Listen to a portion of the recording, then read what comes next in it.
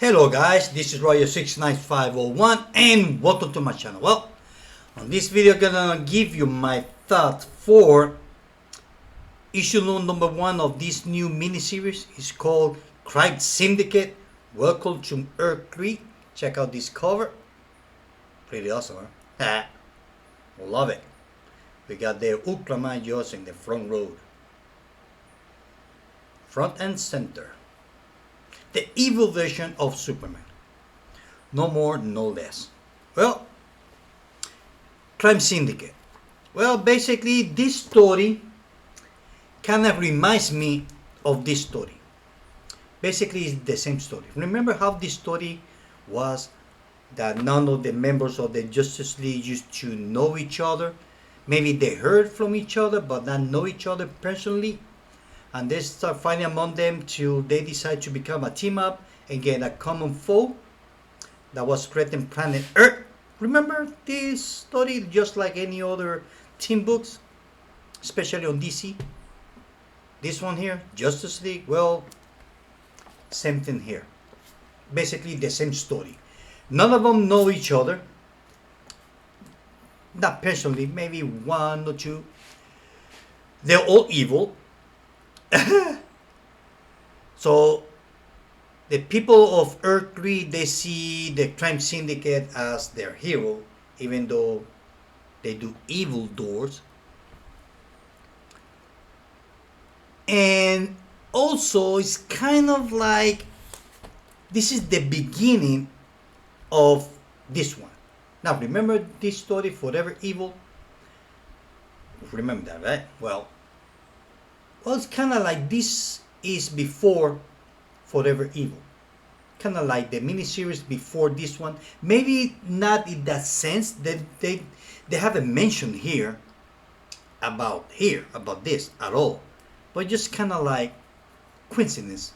You know, so here we are on Earth 3 with the evil version of Justice League. That's what it is. The story is pretty generic. Maybe has some exciting one here or there. The story start like when was back in the 60s with the President Kennedy. Kind of reminds, looks like him in a way. Actually looks more like his brother Ted Kennedy. But I think that they were trying to put in that era kind of like from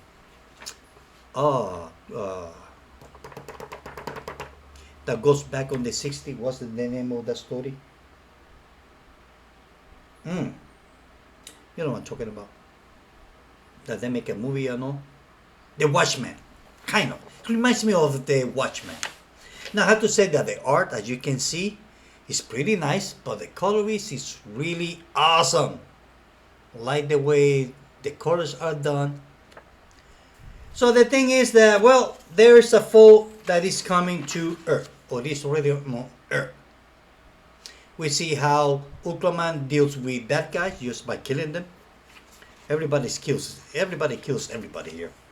It's not much of a different like in DC Universe regular here. Over here, nobody kills anybody. But here, everybody kills everybody. Love this color of the Joker. Check that out. So there's a common foe. So they have kind of like by destiny, they have the obligation, if that's a correct word, obligation. I don't know if that's a obligation. I don't know if that's a correct word. I think I'm saying it wrong. They have no choice but to team up to a common foe. You know, the enemy of my enemy is my friend. Well, that's the philosophy that this team use. The enemy of my enemy is my friend, and that's it. And that's about it. How each one and the whole issue takes. You get kind of like a backstory. You get to know better. Not like here, where everybody was cloning together. Well, maybe because here we got more knowledge about the backstory more than here.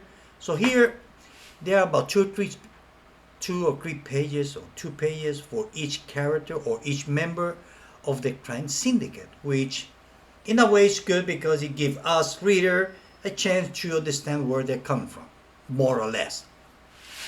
Also, there's a backstory here that deals with Ultraman.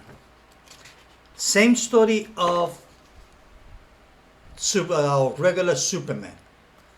Krypton blow up, he comes to Earth.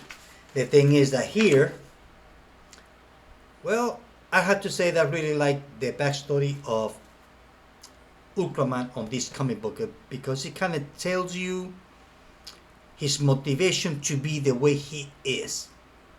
And the reason that the way that he is because the way that he was bringing up or grow up. You see, the Superman that we know, let me see if I got Superman here. Let me see. Nope. Let's see if I find a Superman here. Yeah. I'm gonna use this one as an example. Okay, this one. Now, on this Superman that we know, he has to hide his powers because that way that he will not be used by other people and this and that. Here, he never hide it. So people were afraid of him. People were calling him names like Alien, E.T., Space Brain, I think, or Brain Space. What kind of funny names. Actually, they were bullying his ass all the time, at school and out of school. So once his parents the Kents decide to tell him the truth. Oh, not only that, his parents used to use him to work at the farm, kind of like a regular employee. I mean, I know that he doesn't get tired or anything like that, but they were using him to work at the farm, to do all their chores, especially from John Kent. Excuse me. So when they decided to tell him the truth, because Ultraman was feeling weird, like having all these changes, I can do this, I can do that. So the parents decided to tell him the truth. Look, you come from Krypton, you are the only one, and you came on this spaceship, and this and that, and all the whole shebang that we know so far. The thing is that when he find out where he come from, he got pissed off. So instead to be happy, not happy, but more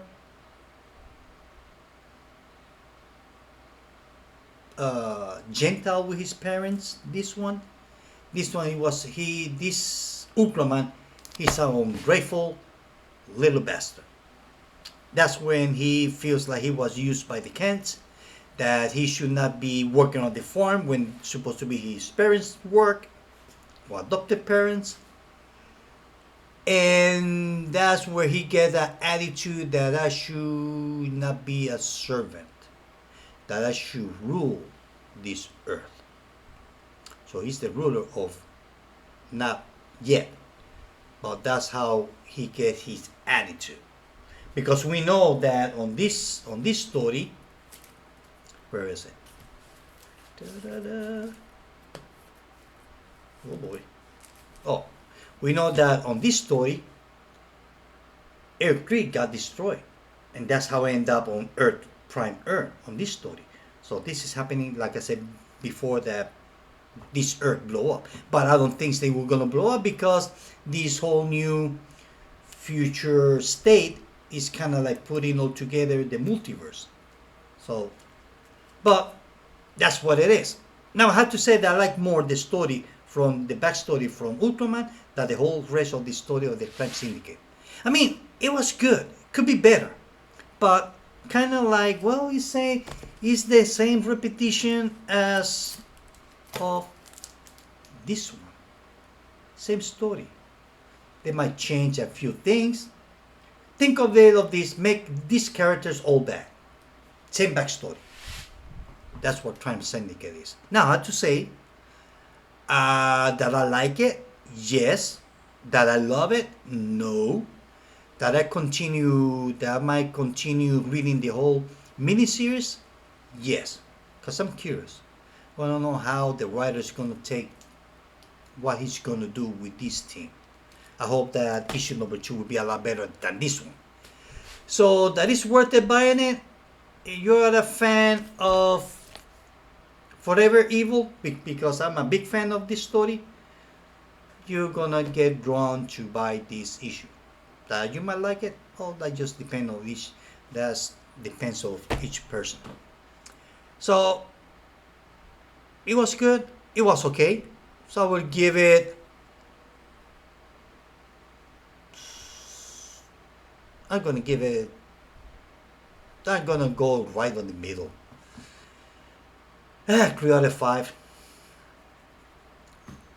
So I'm gonna continue getting because I'm curious how the story is gonna get. I'm hoping that the story is gonna get better. If by issue number 2 the story doesn't get better, then I might drop it like a rock. So let's hope not. The art is good. The color is great. The story, same as this one, just way better, guys. Nothing more, nothing less. So we see what the story takes us on issue number 3, on issue number 2. So, but I have to say that the art, I really like the art though. The art is pretty neat. It's kind of like unique. And the color also. Look at it. So, like I said, I'm gonna give it 3 out of 5. I didn't say much about the story because, well, it's like this one. It's not much to tell. If you read this one, you know what this issue number 1 is about. At least on this issue. So let's hope that issue number 2 will be a lot better. I will give it 3 out of 5. And that's it, guys. Well, guys, I hope that you like this video. See you later. Bye.